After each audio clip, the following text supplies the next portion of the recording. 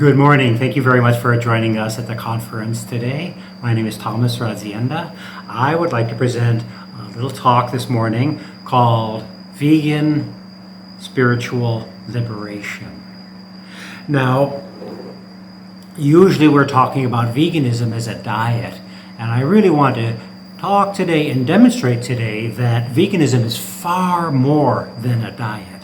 Indeed, no doubt, as a nutritional diet, it's by far the best. That's been proven conclusively, and so many people already today and throughout the years have been talking about the physical and nutritional benefits of veganism.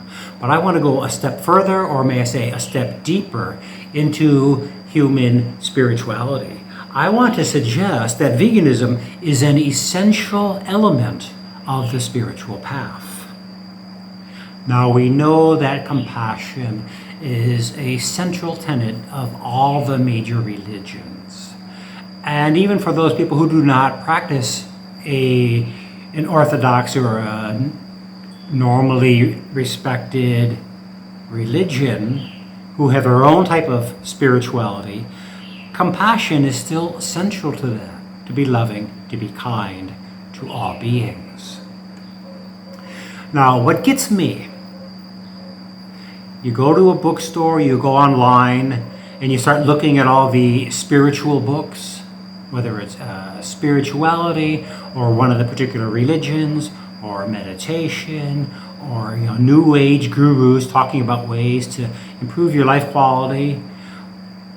Almost nobody will talk about this subject, which is the killing of animals and then the eating of those dead animals for their food.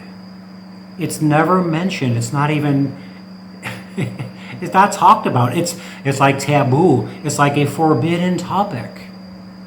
So when you get outside of a vegan conference like we are attending this week, nobody will talk about this. The peculiar thing is most medical doctors won't talk about the benefits of a vegan diet. Most spiritual leaders will not talk about the importance of complete compassion for all beings in all cases under all circumstances. Nobody talks about it, and why is that? Why is that? Because most of our spiritual leaders, our medical leaders, our health leaders, our governmental leaders, our university leadership are culpable. They are guilty of supporting the killing and abuse of animals and then eating the products or the actual corpses of those slaughters. So how could they really speak up and advise their students or their congregation or their clients or patients to eat a plant-based diet and avoiding harm to all animals?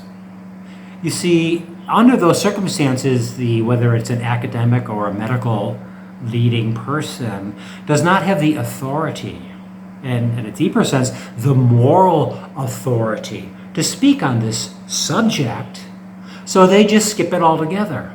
And I've gone online and I've looked up spiritual books by the hundreds, and nobody will mention this terrible, terrible word. Oh, you can't be paying people to kill animals because that's a form of violence and it's contrary to all forms of spirituality.